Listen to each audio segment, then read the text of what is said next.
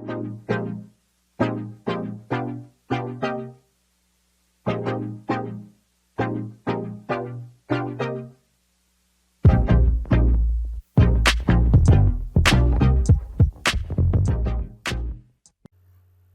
भाई आजकल जिससे भी बात करो सबकी जुबान पे एक ही नाम है, कॉमन एलिजिबिलिटी टेस्ट, सीईटी। सब लोग सीईटी के बारे में जानना चाहते हैं। यूट्यूब पे दुनिया भर के वीडियो के भरमार आ गए हैं सीईटी के बारे में। तो मैं इस पे वीडियो बनाना नहीं चाह रहा था, बट अभी कुछ ऐसा सिचुएशन बन गया है कि मुझे बनाना पड़ा और मुझे बड़ी प्रसन्नता हो रही है बनाने में, क्योंकि ये लास्ट में आपको समझ में आएगा कि मैं क्यों इस पे वीडियो बनाया हूँ।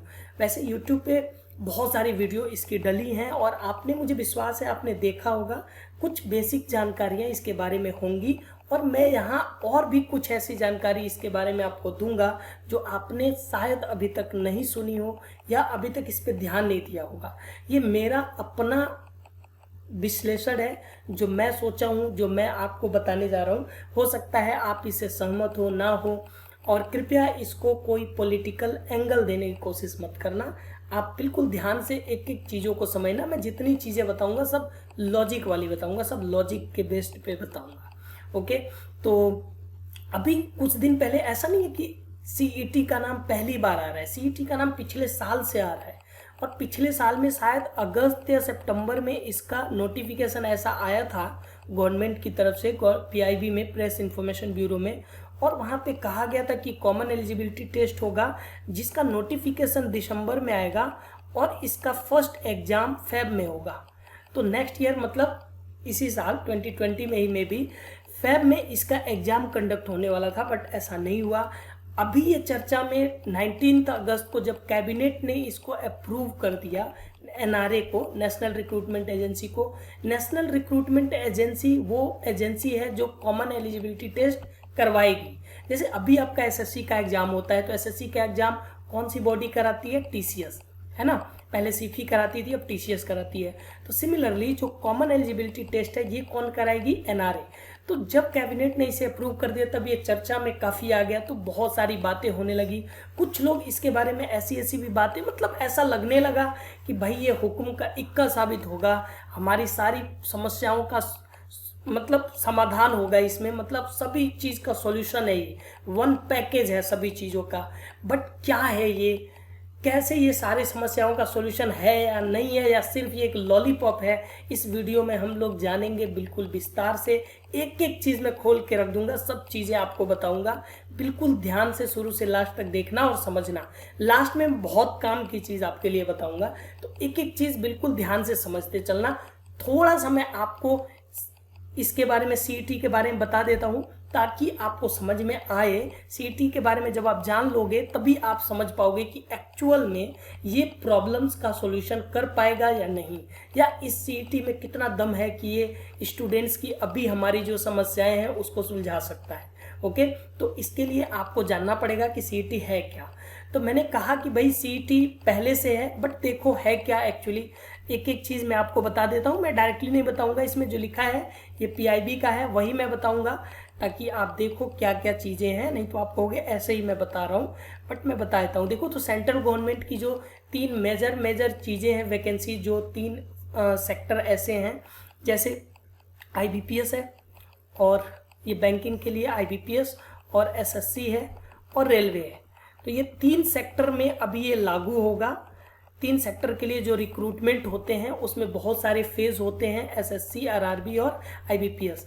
तो इसमें बहुत सारे फेज होते हैं। जैसे आप अगर एसएससी ले लो तो एसएससी में कौन कौन सा एग्जाम होता है आपको पता होगा कि भाई इसमें सीजीएल होता है, एसएससी सीजीएल, सीपीओएसआई होता है, सीएचएसएल होता है, स्टेनोग्राफर होता है, एमटीएस होता है ना, जीडी कांस्टेबल होता है, जूनियर हिंदी ट्रांसलेटर होता है। तो बहुत सारे एग्जाम होते हैं और सब में 2 से ज़्यादा ही फेज है। कोई ऐसा एग्जाम नहीं है इसमें जिसमें कम से कम 2 फेज हो। भाई सीजीएल में तो 4 फेज है, टीयर 1, टीयर 2, टीयर 3, उसके बाद स्किल टेस्ट, है ना। और सीपीओ में भी है, तीन फेज है, टीयर 1, टीयर 2, उसके बाद फिजिकल वगैरह जो भी है। सीएचएसएल में भी ऐसा ही है, टीयर 1 है, टीयर 2 में डिस्क्रिप्टिव है। ध्यान से समझना, यहाँ मैं बहुत काम की चीज़ बताऊंगा। टीयर 2 में डिस्क्रिप्टिव है और उसके बाद से क्या है, स्किल टेस्ट है, यानी टाइपिंग है। तो ऐसे ही हर एग्जाम में कम से कम 2 से ज़्यादा फेज है, एटलीस्ट 2 तो है ही। और 2 रखने का फंडा ये था कि भाई साहब पहले बात ये हो रही थी कि भाई 2 पे हम लोग इसलिए काम करेंगे, यूपी की मुझे पता है कि कुछ दिन पहले एक ही सिंगल एग्जाम होता था, मैंने न्यूज़ में पढ़ी थी। तो फिर योगी गवर्नमेंट आई, योगी जी सरकार में आए तो उन्होंने कहा कि भाई 2 एग्जाम होगा। और कारण क्या था सुनना, कारण ये था कि भाई अगर एक एग्जाम में कोई बंदा चीटिंग कर लिया, नकल से पास हो गया, तो सेकंड वाले में हो सकता है ना हो, या हो सकता है सेकंड वाले में उसकी जुगाड़ हो, फर्स्ट वाले में ना हो। तो कहने का मतलब ये है कि जितना फेसेस होंगे एग्जाम के उससे नकल कम होगा, बट प्रॉब्लम ये है कि जितना फेस होगा उतना डिले होगा। समझ रहे हो कि नहीं? तो ये काफ़ी सारी कॉम्प्लिकेशंस हैं, समस्याएं हैं। तो यहाँ पे बात ये की जा रही है कि जितने फेज हैं, मतलब इसीलिए कम से कम किसी भी एग्जाम में ले लो 2 से तो ज़्यादा ही फेज होंगे। तो हर एग्जाम में 2 से ज़्यादा फेज है, चाहे IBPS का हो या SSC का हो या रेलवे का हो, कोई भी एग्जाम ले लो। तो इसमें CET क्या करेगा, जो इन सभी एग्जाम का जो पहला फेज होता है उसको ये एलिमिनेट करेगा। पहले फेज को ये एलिमिनेट करके उसकी जगह पे होगा CET, कॉमन एलिजिबिलिटी टेस्ट होगा, है ना। अब कॉमन एलिजिबिलिटी टेस्ट सबके जगह पे होगा, तो मैं ज़्यादा डीप में नहीं जाऊंगा कि भाई सिलेबस क्या होगा वगैरह वगैरह। कुछ लोग सिलेबस पूरा बता दिए हैं और ये भी बता दिए कितने मार्क्स का होगा। अब मुझे समझ में नहीं आ रहा, ये सब गेस मार्क्स, ये गेस किया गया है कि भाई हाँ ऐसा होगा वैसा होगा। तो वो तो आप भी गेस कर सकते हो कि भैया in maths, reasoning, GS, English ये कॉमन सब्जेक्ट है, इतना तो होना है ना। अब इसके अलावा प्लस माइनस कुछ चीज़ें होंगी, मैथ्स में कुछ प्लस माइनस हो सकता है, जैसे बैंक भी शामिल है तो उसमें एडवांस आता नहीं, तो वो उसमें कुछ प्लस माइनस करेंगे वगैरह वगैरह, ठीक है ना। बट कुछ क्लियर नहीं कहा जा सकता कब क्या होगा, जब तक कि इसका ऑफिशियल सिलेबस नहीं आता है। जब ये ऑफिशियल नोटिफिकेशन आएगा, सिलेबस आएगा, तब कहा जाएगा कि हाँ भाई ये चैप्टर है, ओके। बट इसमें अभी अब हम नहीं पढ़ते हैं, अपने मुद्दे पे आते हैं कि मुद्दा क्या है, ठीक है। तो यहाँ आपको क्या समझ में आया कि जो फर्स्ट स्टेज है, फर्स्ट लेवल टेस्ट है, उसको क्या करेगा, एलिमिनेट कर देगा। किसका फर्स्ट लेवल? SSC का, RRB का और IBPS का, ओके। तो ये वही बात लिखा गया है, जो फर्स्ट लेवल में बहुत बड़ा चंक होता है स्टूडेंट्स का, उसको ये स्क्रीन करेगा, ठीक है ना। और उसके बाद ये किस किस लेवल पे होगा, देखो 10th लेवल पे होगा, 12th लेवल पे होगा और ग्रेजुएट लेवल पे होगा। तीनों लेवल पे 3 अलग अलग टेस्ट होंगे, CET होंगे, और हर 6 महीने में होंगे, यानी 1 साल में कितना होगा, 2 टेस्ट होगा।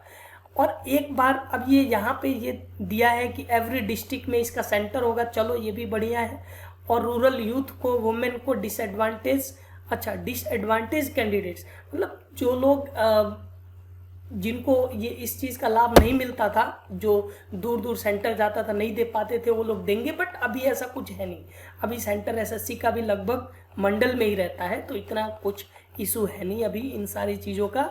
Focus on access to test centre, ये छोड़ो, ये काम की बातें नहीं है, ये सब वही है। अब ये ट्रांसफॉर्मेटिव कैसे बनाएंगे, इसकी तो भाई बात मुझे समझ में नहीं आ रही है।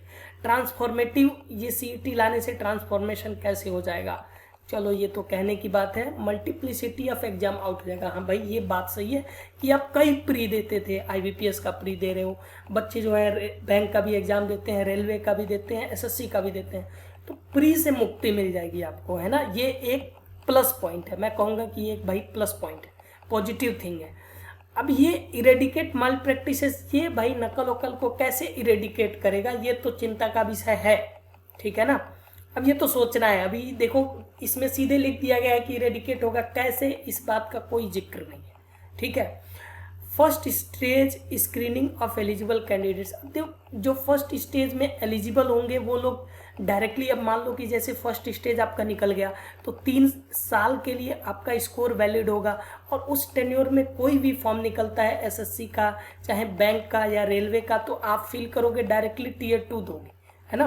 तो डायरेक्टली Tier 2 की आप तैयारी करोगे और आपके लिए रास्ता आसान हो जाएगा, ठीक है, जैसा कि ये कह रहा है, ठीक है ना। मतलब जो CET का कहना है, जो इस नोटिस का कहना है, वो मैं आपको बता रहा हूँ, ठीक है। अभी मैं अपना व्यू दूंगा। अब इससे पहले ये लोग मॉक टेस्ट करवाएंगे, ठीक है, एग्जाम से पहले, ताकि आप लोग सीख लें ऑनलाइन एग्जाम देना। आजकल तो पिछले 2 साल से तो सब कुछ, 2-3 साल से ऑनलाइन ही है, तो सब लोग हैबिचुअल हो गए हैं। बट कोई नहीं, चलो होने दो, न्यू बिगिनर्स लोगों को लाभ मिलेगा इसका, और ये यूथ के लिए बून हो, मेजर बून होगा, पता नहीं कैसे बून होगा ये। और ठीक है, मल्टीपल एजेंसी को फी देना पड़ता था, ये भी बात सही है भाई कि पहले, अच्छा एसएससी का तो छोड़ दो, एसएससी का तो 100 रुपये 150 फीस होता है, बट इसका देख लो आईबीपीएस का फीस 700 से नीचे होता ही नहीं है। अब स्टूडेंट्स को साल में कम से कम 6 फॉर्म तो आते हैं आईबीपीएस का, RRB PO, SBI PO, IBPS PO clerk वगैरह, 6 तो ऐसे ही हो गए। अब 6 में 700 रुपये लगा लो, 5000 रुपये तो ऐसे ही चले जाते हैं फॉर्म भरने, है ना।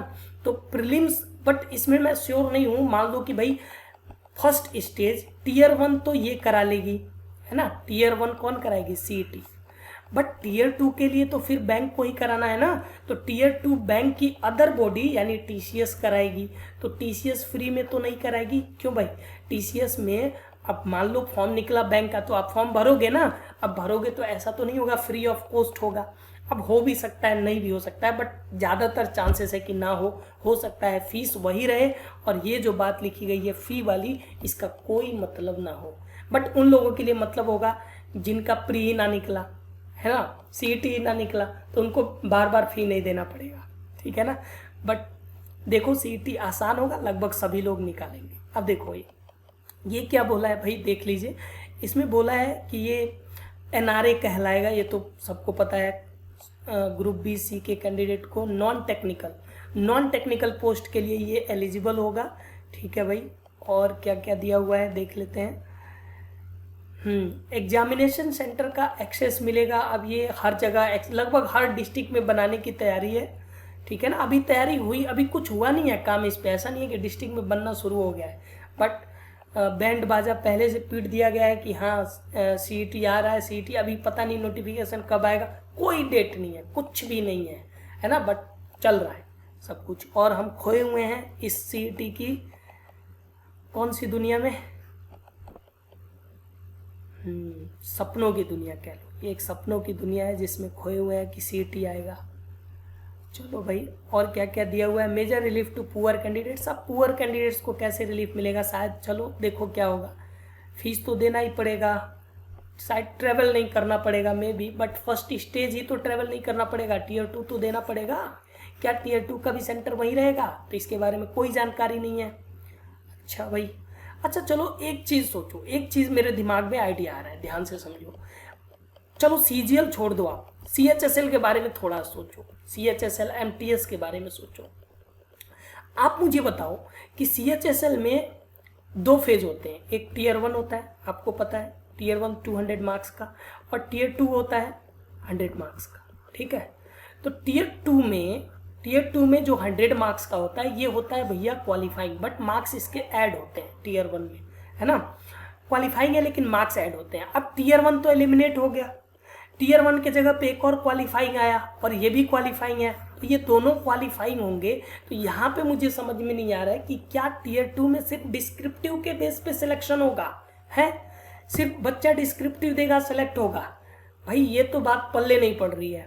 अगर डिस्क्रिप्टिव, मुझे तो नहीं लग रहा है कि ऐसा होगा, एग्जाम इनको एक और कराना ही पड़ेगा, तब तो इसके लिए टाइम बचा ही नहीं ना, क्योंकि इसके लिए 1 2 3 फेज हो गया, पहले तो 2 ही था, अब तो इसके लिए और मुश्किल होगा कि नहीं, आप सोचना थोड़ा मैं क्या बताना चाह रहा हूँ, ठीक है। सिर्फ सीजीएल के बारे में ना सोचो, आप इस समस्या के बारे में भी सोचो, है ना। सीजीएल वालों के लिए तो मान लो एक हट जाएगा तो आसानी होगी, बट यहाँ पे तो प्रॉब्लम क्रिएट होगी भैया। अब देखो क्या है, ये रूरल बैकग्राउंड का ये इमोशनल ड्रामा है थोड़ा सा, बट ऐसा कुछ है नहीं। चलो सभी लोग जो भी, आजकल कोई ऐसा नहीं है, रूरल बैकग्राउंड से तो हम लोग भी आते हैं यार, तो हम देख ही रहे हैं सब कैसा चल रहा है ना, ये सब कहने की बातें हैं। 3 साल तक आपका रिजल्ट वैलिड रहेगा, ये मैंने बताया आपको। और देख लो क्या क्या चीज़ें इसमें दी हुई हैं, ठीक है। बाकी देखो रिलैक्सेशन जैसा है, एज लिमिट वगैरह SC ST OBC का जो मिलता था वो मिलता रहेगा, ठीक है ना।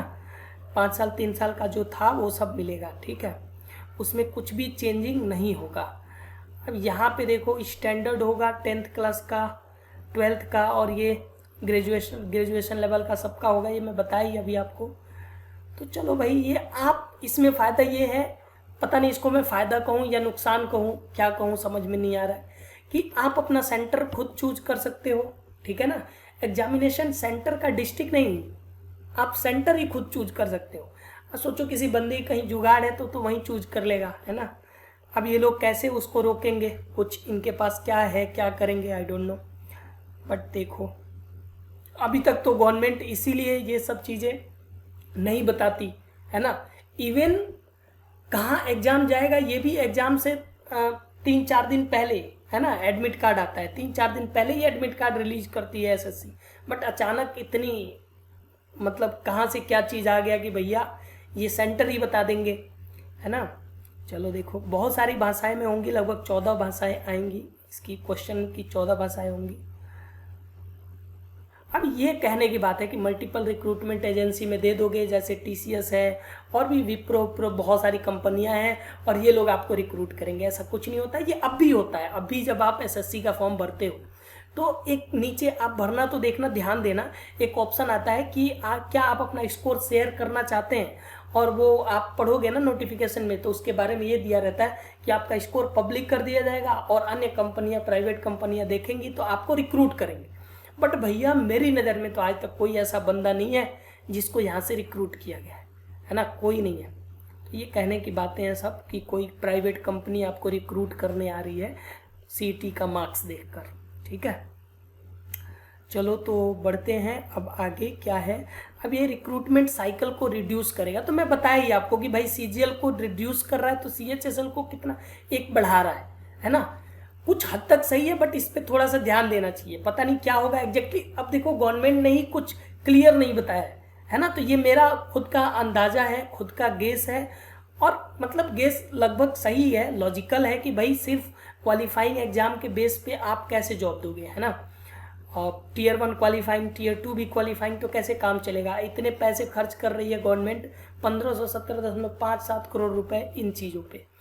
अब चलो ये तो रहा सीईटी के बारे में। अब सुनो मेरी बात ध्यान से। अब आप मुझे बताओ कि इतनी चीज़ें आप सीईटी के बारे में जान गए, क्या लगा, खुश हो गए आप, हैं। बहुत खुशी हो रही है जान के कि हाँ भाई अब एक ही एग्ज़ाम होगा वगैरह वगैरह, अब जॉब लग जाएगी एक ही साल में, है ना, या 6-7 महीने में सब कुछ हो जाएगा। तो भाई अगर ऐसा सोच रहे हो तो आप बिल्कुल सपनों की दुनिया में जी रहे हो, ये स्ट्रॉबेरी दुनिया में जी रहे हो आप। थोड़ा सा सोचो, थोड़ा सा मेरी बात सुनो गौर से। समस्या आखिर है क्या स्टूडेंट्स के साथ या हमारे साथ, सभी लोगों के साथ आखिर हम सबकी समस्या क्या है। समस्या ये नहीं है कि हम ज़्यादा फॉर्म भरते हैं या कई बार प्री देते हैं। आपने कभी सोचा भी नहीं होगा कि हाँ यार कई बार प्री दे रहे हैं इसीलिए मेरा सिलेक्शन नहीं हो रहा है। ये समस्या नहीं है। समस्या भाई साहब ये है कि एसएससी समय पे रिजल्ट नहीं निकाल रही है ना। जैसे मान लो कि रिजल्ट के लिए अब जून में डेट दे दिया गया कि जून में रिजल्ट आएगा। अब पूरा जून लड़का इंतजार करता है कि भाई रिजल्ट आ रहा है, रिजल्ट आ रहा है, पूरा जून नहीं आएगा। पता चला कि अगले महीने को रिजल्ट आ रहा है, और बीच में एक तो भाई साहब ने कॉल कर दिया था एसएससी ऑफिस में, तो भाई साहब कह रहे हैं एसएससी ऑफिस से कि आपको क्या लग रहा है कि हम लोग बैठे हैं चुपचाप, काम ही तो कर रहे हैं। अरे भैया काम कर रहे हो तो आपको पता है ना कि हाँ इतना काम है, 1 महीने में होगा, तो उसी दिन को डेट दो ना जब आपका काम हो जाए, हैं। तो हम डेट दे देते हैं कि भैया हम 10 दिन में ही कर देंगे और होता है 1 महीने में। अच्छा आप मुझे बताओ, क्या अगर 10 अक्टूबर को आपका एग्जाम है एसएससी का, आप 11 तारीख को जाओ तो क्या वो आपका एग्जाम करवाएंगे? नहीं करवाएंगे, आपको तो अंदर ही नहीं घुसने दिया जाएगा। फिर ये भाई साहब लोग, इनको मान लो कि इस दिन रिजल्ट निकालना है, फिर ये 1-2 दिन 10 दिन फिर ये नोटिस तुरंत दे देंगे, लॉलीपॉप दे देंगे कि भाई ये लो हम लोग बहुत तेजी से काम कर रहे हैं, जैसे कि लग रहा है कोरोना की दवाई बना रहे हैं बहुत तेजी से। और आजकल तो भाई मतलब पूछो मत, ये बहुत सारी चीज़ें। अभी हमने देखा कि जब हम लोग कुछ ट्विटर कैंपेन वगैरह करते हैं तो एक नोटिस आ जाता है, बस उससे शायद हम लोगों की भी गलती है, लेकिन करें क्या, कोई सही उपाय नहीं, कुछ मतलब बिल्कुल स्कैटर्ड है। अभी आपने देखा यूएफएम वाला मुद्दा चल रहा था तो हम लोगों ने लगभग पर डे 100 ट्वीट किए हैं। जब कैंपेन चला, ट्विटर कैंपेन चलता रहा, इसमें बहुत सारे लोगों का योगदान रहा है। शुभम जैन है, ये तो भाई बहुत अच्छा रोल इन्होंने निभाया था यूएफएम को लेकर, बहुत बहुत थैंक यू इनको। और अभी रेमो सर हैं, अभिनय सर हैं, तो ये लोग भी भाई काफ़ी काम कर रहे हैं। अभी देखो ये लोग न्यूज़ 18 पे गए थे अभिनय सर मुद्दा उठाने के लिए, और इंडिया हेड यूट्यूब चैनल है, न्यूज़ चैनल है इंग्लिश, उस पर रेमो सर गए थे, तो आप लोग जरूर देखो, इनको भी फॉलो करो, आप देखो क्या चीजें हो रही हैं। और इस समय भाई साहब नहीं जगोगे तो पंचवर्षीय योजना बनेगी आपकी, है ना, और पक्की बनेगी। पंचवर्षीय योजना मतलब क्या है कि आप बताओ, आप अभी सीजीएल में बैठ रहे हो, सीजीएल 2020 में, सुनना गौर से, सीजीएल 2020 में बैठ रहे हो, और इस सीजीएल 2020 में कौन फाइट करेगा? अभी 2017 वालों का सिलेक्शन नहीं हुआ है, सुनना गौर से, 2017 वालों का सिलेक्शन नहीं हुआ है, वो सब इसमें बैठेंगे। 2018 वालों का नहीं हुआ है, ये भी बैठेंगे। 2019 वालों का नहीं हुआ है, ये भी बैठेंगे। तो ये 3 वो स्टूडेंट्स हैं, ये 3 लेवल पे जिन्होंने अपना प्री मेंस निकाला है। इवन प्री तो निकाला ही होगा। अब एक नया बच्चा आएगा, नया बच्चा आता है, सोचो उसको कितना कंपटीशन फेस करना पड़ेगा। तो उसके लिए बहुत कंपटीशन है, आप समझ रहे हो ना, बहुत स्ट्रगल है, बहुत मेहनत है, फाइटरों की दुनिया हो गई है, ऐसा समझ लो ये, ठीक है ना। कम मेहनत नहीं चलेगा, यहाँ बहुत मेहनत की डिमांड है अभी। तो इसीलिए मैं कह रहा हूँ, मैं ये कह रहा हूँ, अच्छा ये इसका मैं ये लॉजिक क्यों बता रहा हूँ, सुनो। कुछ दिन पहले यूपी में, आपको ध्यान होगा, यूपी पुलिस का एग्जाम हुआ था। तो मैंने देखा यूपी पुलिस का एग्जाम हुआ था, तो जो फर्स्ट 49,000 वैकेंसी थी उसका एग्जाम हुआ, और आपने देखा गवर्नमेंट ने कितना फास्ट काम करा। एग्जाम हुआ, अगले दिन दौड़, 3 दिन टाइम मिला था, 3 दिन के बाद रेस होने लगा, उसके बाद से तुरंत मतलब सिलेक्शन, है ना, 15-20 दिन के अंदर सब ट्रेनिंग पे चले गए। तो ये मनसा होती है गवर्नमेंट की, मनसा होना कि हाँ सिलेक्शन देना है तो तुरंत होता है काम। अगर मनसा ही हो कि हाँ भैया चलो हमें कोई जिम्मेदारी नहीं है, एसएससी जब मन करे तब रिजल्ट निकाले, हम पूछने ही नहीं जा रहे कि एसएससी भाई क्यों हो रहा है, ऐसा क्या हो रहा है, कुछ नहीं, कोई मतलब ही नहीं है। मतलब ऐसा समझ लो कि एसएससी, रेलवे और ये सब लोग गायब हो गए, मतलब भुला से गए, मतलब भूल सी गई है दुनिया, इनको कोई मतलब नहीं है, कोई मतलब नहीं है इनके कैरियर से, समझ रहे हो कि नहीं आप। तो मुद्दा क्या है कि 49,000 वैकेंसी हो गई, चलो ये तो चले गए। इसके बाद तुरंत 40,000 के करीब में वैकेंसी आई थी, है ना, आपको पता होगा। और इस वैकेंसी का जो कट ऑफ गया था ना, 30 मार्क्स डाउन गया था, 30 मार्क्स डाउन गया था। इसका मतलब ये मत समझना कि पेपर कठिन था, बिल्कुल कठिन नहीं था, उसी लेवल का था। लेकिन ये जो 40-50 हजार लड़के चले गए, है ना, कुछ तो 1 साल में ओवर एज भी हो जाते हैं, ये लोग जो चले गए उनका सीधा एडवांटेज यहाँ नए लड़कों को मिलता है, समझ रहे हो कि नहीं। तो कहने का मतलब है कि जब वैकेंसी फेयर होगी, जल्दी रिक्रूटमेंट होगी, तो पुराने लोग चलते जाएंगे, नए लोगों को मौका मिलेगा, समझ रहे हो। अगर पुराने लोग नहीं जाएंगे तो भैया वो तो भाई धुरंधर हैं, पहले से पढ़े हैं, अब वही लोग एग्जाम, आप नए आओगे तो आपको क्या मौका मिलेगा, कोई मौका नहीं मिलेगा। तो कहने का मतलब ये है कि आप सभी लोगों को इसमें पार्टिसिपेट करनी है। अब करना क्या है, ध्यान दो, सीधे मुद्दे की बात पे आते हैं। तो इतना सब मैंने चीज़ें बताई तो आपको समझ में आ गया होगा कि भैया प्रॉब्लम बहुत बड़ी है, प्रॉब्लम सिर्फ सीईटी लाने से नहीं सॉल्व होगा। क्या लग रहा है कि सिर्फ टीयर 1 हो जाने से सिलेक्शन हो जाएगा?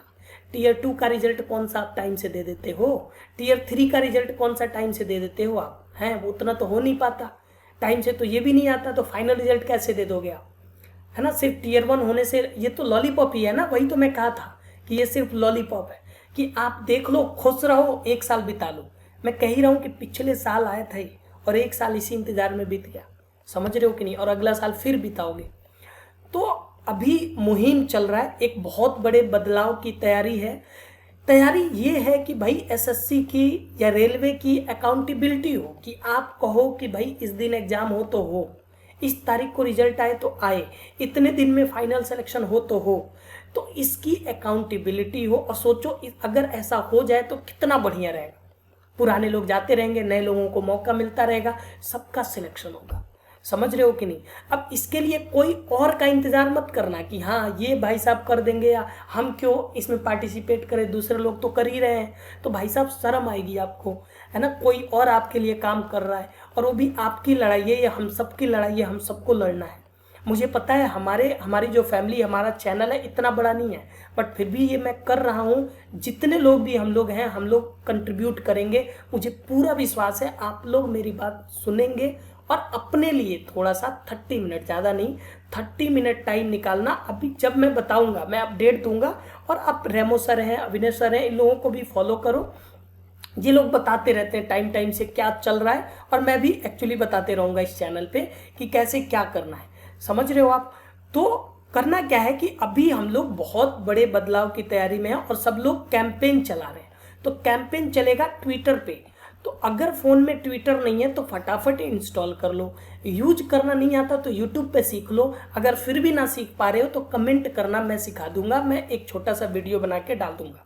ठीक है, तो कमेंट करना। अभी जो हमारा हैशटैग चल रहा है, एक ही हैशटैग चल रहा है, ध्यान रखना, किसी और हैशटैग को यूज मत करना। सिंगल हैशटैग चल रहा है, speak up for SSC railway students. तो ये एसएससी और रेलवे के स्टूडेंट्स के लिए एक हैशटैग चल रहा है। अपनी लड़ाई भाई साहब खुद ही लड़नी पड़ेगी, हम सबको इसके लिए रेडी रहना पड़ेगा। और ध्यान रखना, जब आप खुद लड़के, खुद करके कुछ कैंपेन चलाओ, खुद करके आप कुछ हासिल करते हो ना, तो बहुत खुशी मिलती है। आपके लिए किसी और ने नहीं किया, आपने मेहनत किया है इसके लिए। और ये आपका अधिकार है कि आप जानो कि कब नोटिफिकेशन आएगा, कब सिलेक्शन होगा। ये आपका अधिकार है, अपनी अधिकार की लड़ाई लड़ रहे हो, आपको लड़ना होगा। ठीक है, अपने लिए। समझ रहे हो कि नहीं मैं क्या कह रहा हूँ? ठीक है, तो ये लॉलीपॉप को भूल जाओ, सीईटी क्या है ये सब, इससे अभी मतलब मत रखो। अभी आपको इस पे ध्यान देना है। एक मेजर रिफॉर्म की ज़रूरत है। जब तक इस चीज़ में, ये जो डिले हो रहा है, ये चीज़ इसमें रिफॉर्म नहीं हुआ, तब तक सीईटी का मतलब जीरो है, कुछ साबित नहीं होगा। सीईटी कोई सुधार नहीं करने वाला है। सबसे बड़ा सुधार ये है कि एसएससी रेलवे की अकाउंटेबिलिटी हो। नोटिफिकेशन आ गया कि हाँ इस दिन एग्जाम है तो है, इस दिन नोटिफिकेशन आएगा तो आएगा, है ना। अब देखो आईबीपीएस करा लेता है, बैंकिंग वालों का हो जाता है, वो करा लेता है ना, और इनसे नहीं होता। ये बड़ा शर्म की बात है इनके लिए भी, है ना। मजाक बना के रख दिए हैं बिल्कुल। तो आप बस हम लोगों को देखो, अपना कैंपेन चलाना है, हम लोगों को आवाज़ उठानी है, सबका साथ देना है, सभी लोग, सभी टीचर, सभी लोग। अब बताओ, आपका ये बिल्कुल मत सोचना कि हम तैयारी में लगे हुए हैं, टाइम नहीं है। करके क्या कर लोगे तैयारी करके, जब एग्जाम ही नहीं होगा, रिजल्ट ही नहीं आएगा? तो सोच के देखो थोड़ा सा, है ना। और इसका ऐसा मत सोचना कि कुछ नहीं होगा। कुछ लोग कहते हैं कि भाई कुछ नहीं होगा इससे। भाई साहब बहुत कुछ होता है, हमने देखा है। अभी यूएफएम के लिए हमने किया था और आपने देखा भी कि एसएससी को रिजल्ट निकालना पड़ा, यूएफएम स्क्रैप करना पड़ा। तो बिल्कुल ऐसा नेगेटिव मत सोचना कि कुछ नहीं होगा, कुछ नहीं होगा। बहुत कुछ होगा और आपके सामने होगा, आप बस काम करते जाओ। ठीक है ना, आपको जैसा बताया जा रहा है, थोड़ा सा टाइम निकालो अपने लिए। कम से कम दिल में अफसोस नहीं होगा कि हमने नहीं किया। समझ रहे हो कि नहीं? ये अफसोस, ये खुशी होगी कि हाँ हमने किया। वो होता है ना कि हार के भी ऐसे हारो भी कि पछतावा ना हो। मतलब जीतने में तो खुशी मिलती है, हारने में भी खुशी मिलनी चाहिए, ताकि हमें अफसोस ना हो कि हाँ मैं मेहनत नहीं किया इसीलिए हार गया। समझ रहे हो ना? तो वो करनी है हमें फाइट करनी है। ठीक है, तो इसी उम्मीद के साथ मैं इस वीडियो को यहीं पे फिनिश करता हूँ कि आप लोग मेरी बात सुनेंगे। अगर आप मेरी बात से सहमत हो तो लाइक ज़रूर करना, इससे मुझे खुशी मिलेगी कि कितने लोग मेरे साथ हैं और हम लोग कितना बड़ा चेंज ला सकते हैं। ठीक है, इस मुहिम को हम लोग ज़रूर, इस मुहिम में पार्टिसिपेट करेंगे और आगे बढ़ाएंगे। जितना हम लोगों से हो सकता है पूरी जी जान लगाएंगे। Okay, thank you, bye bye. जरूर लाइक करना ताकि मुझे पता चले कितने लोग मेरे साथ हैं। Okay, bye.